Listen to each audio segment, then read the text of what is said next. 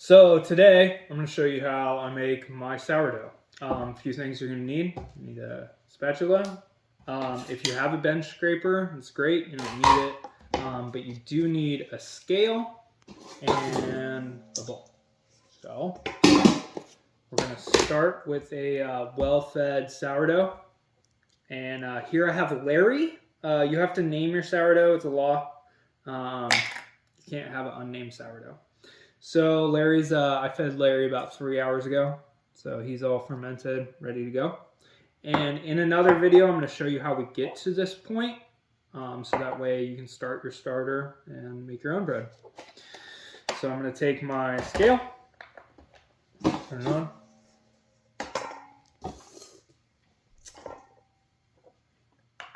Start with your sourdough, okay? And I'll write the recipe somewhere up top or whatnot.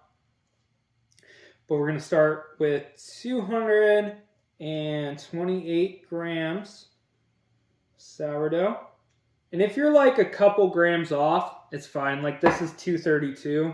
I'm not going to take 4 grams of sourdough out of here. Tar it out. You want to use lukewarm water. So it's 340 grams of lukewarm water.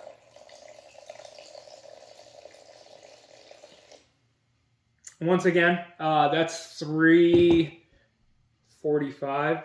Like, I'm not gonna take the time to take 5 grams out. You're fine. Take your spatula, and we're just gonna combine our lukewarm water and our starter.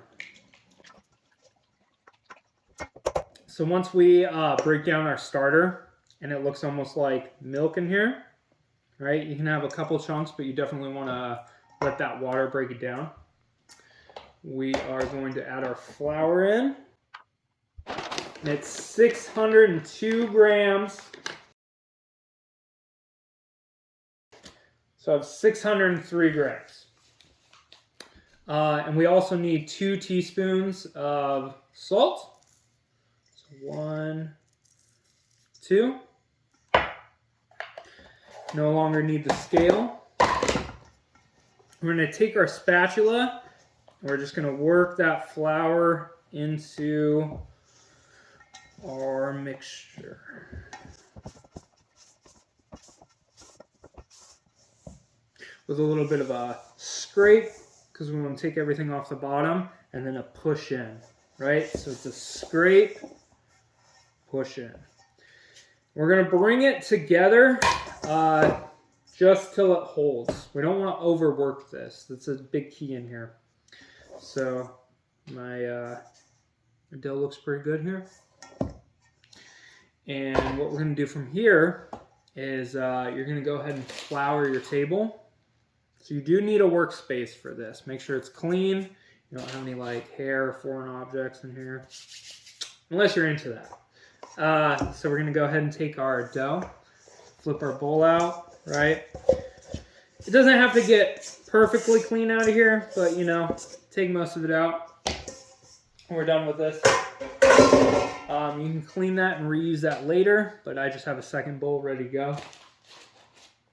And we're not going to need this like a basic white bread. Since this is sourdough, we want to be very delicate with it. See how it breaks apart here? So it's not mixed together. So I just take my fingers, kind of push it down, okay?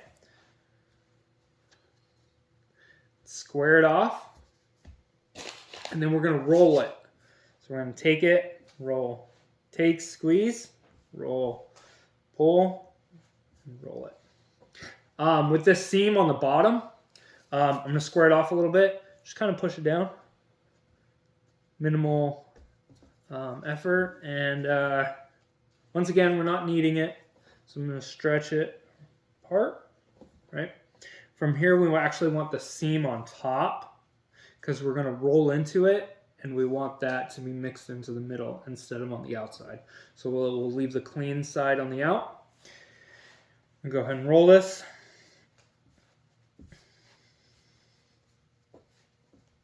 And then I'm going to take these two sides and kind of just pinch them together so you have a ball, Okay. And this little rip right here, don't even worry about it. From here, we want to take a bowl, clean bowl. Make sure it is clean, because if it's not, your sourdough, after it rises, will actually stick to it and knock the air out of it. So we're going to take a clean bowl.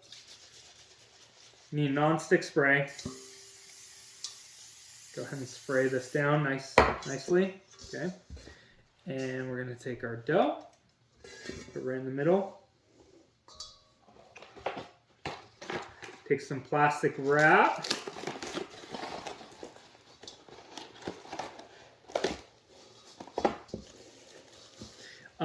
You can use that beeswax stuff, but to be honest with you, as much as I hate plastic, you do need something a little more airtight. Here we go. I did miss it. You want to go ahead and take your non-stick spray and spray the top of your dough, because as it rises, if it does touch your plastic wrap, when you go to pull it off, it'll deflate it and it's pretty much ruined. Go ahead. So after we've put our plastic wrap on and sprayed our dough, we're going to leave this overnight in a warm place for about 10-ish hours. I usually like to make this 2 or 3 hours before I go to bed. Sleep overnight, and then it proofs for 8 to 12 hours. So here you go. So now that we've made our dough, our ball, and put it in a bowl, sprayed, we want to take your sourdough and feed it. Because we've taken so much from it, we need to make sure that we feed it and let it rebuild before we take it again. So it's a basic 50-50. So go ahead and take 50 grams of flour and 50 grams of water. Now, if you're a couple grams off, however you feed it, like this is 57 grams, it's fine. The big key is to just make sure it's equal. So if it's 57 grams of flour, I'm going to do 57 grams of water.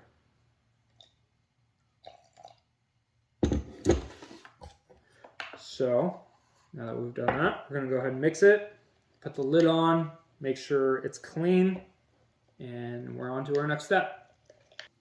So now that our sourdough has fermented overnight, this is what it should look like. Ta-da! Right? We're going to go ahead and save this piece of plastic. We'll need this in a second. You want to use a floured table. Go ahead and flour your table. If you have a bowl scraper, that would be perfect time. The spatula you used yesterday works, so I'm just going to go ahead and take it out. You do want to take this carefully because you're not trying to knock the air out of it. So after you've scraped your dough out of the bowl, make sure it lays flat on the table. I'm going to go ahead and pull it, right, stretch it out. And once again, instead of kneading it, we're not trying to knock our air out. So I've carefully, pulled it across here, and I'm going to go ahead and roll. Bring it back with the seam down. Okay. Flip it over. Flatten it out. The exact same process you did yesterday. And it only needs about 2. From here, if your dough is a little wet, I'd go ahead and do it a 3rd time, but right here, my dough feels pretty good. Maybe I will roll it one more time. So now this feels great. So we're gonna go ahead, and I know everyone likes to use this fancy wooden bowls. I don't. I like making sandwiches and cutting it and whatnot. So I take a bread pan, go ahead and spray it down really well. I do use like a 9x5. You do need a large one here. And go ahead and lay your dough in here. As I put it in, I stretched it just a little bit. You do want to try and get it from side to side. And After you've put it in, you're gonna go ahead and spray the top again, and take that piece of plastic you saved from your bowl. Go ahead and put it on top. Now, spraying it is the key here, because after we've proofed it again, as you take the plastic off, if you didn't spray it, it's going to pull and just knock all the air out of it and lay flat. And then you're not going to have a nice piece of bread. So here we go. So now that you've put your plastic on top of your bread pan with it sprayed, we're going to take this and we're going to go ahead and put it in the oven. You need to use the oven as a hot box. So I'll bring this over to the oven. Go ahead and put it in.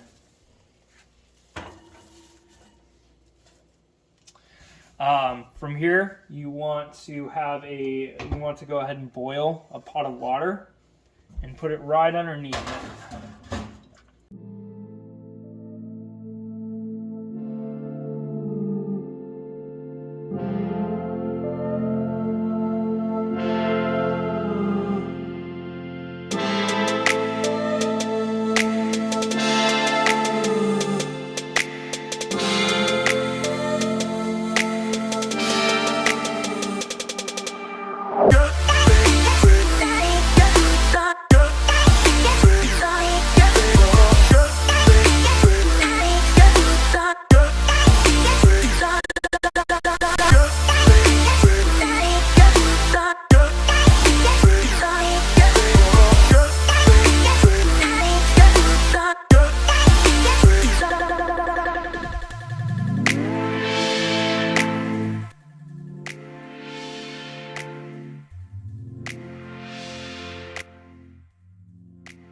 So now that our loaf is proofed, we're going to go ahead and take it out of the oven. Here we go.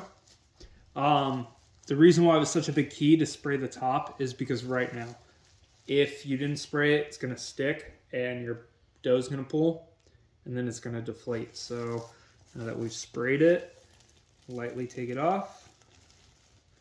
There you go. From here, we're gonna let it sit for about 5 to 10 minutes until the dough is no longer wet. In that 5 or 10 minutes, you want to melt some butter and boil another pot of water. So now that our bread's dry to the touch, we're gonna take our melted butter and we're just gonna go ahead and brush this on lightly. And I like to put salt on it, so I'm going to. You don't have to if you don't want to.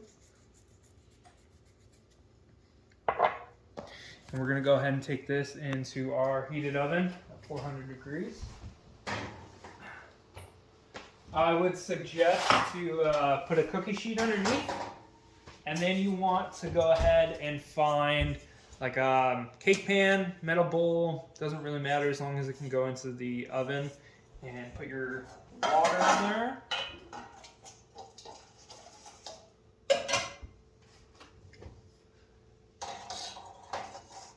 So that way the steam, and just bake it for 40 minutes. And there we go. Now that our 40 minutes is up, we're going to take it out of the oven.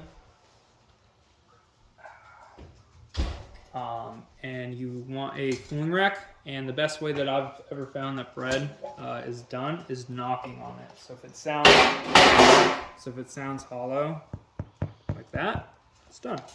So I know this is really tempting to cut into. I would suggest waiting at least an hour. If you can't, wait 20 minutes.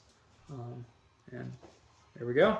That's how you make the sourdough. We're going to cut into it once it cools down. So now that you've let your loaf cool down, you can go ahead and cut into it. Personally, I've waited about 2 hours. Now, everybody likes to cut it up top, but as you push in, it like flattens it. So just start on the corner, right? And always use bread knife, and let the bread knife do the work with just the weight of like an index finger.